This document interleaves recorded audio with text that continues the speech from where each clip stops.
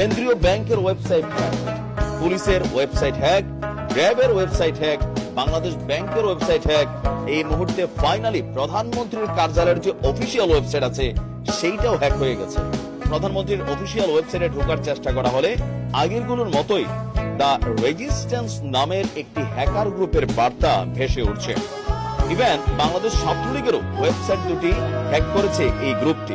Hack হয়েছে battalion rapid action মানে আমাদের র্যাবের ওয়েবসাইট।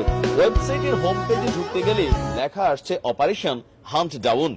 সেখানে কোটা সংস্কারের দাবিতে আন্দোলনরত শিক্ষার্থীদের পক্ষে অবস্থান নিয়ে বলা হয়েছে স্টপ কিলিং স্টুডেন্টস বা শিক্ষার্থী হত্যা বন্ধ করো।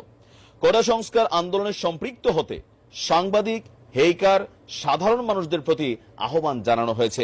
একই সঙ্গে সব রাজনৈতিক দল, ইসলামিক গ্রুপগুলিকেও এই আন্দোলনে সম্পৃক্ত হওয়ার আহ্বান জানিয়ে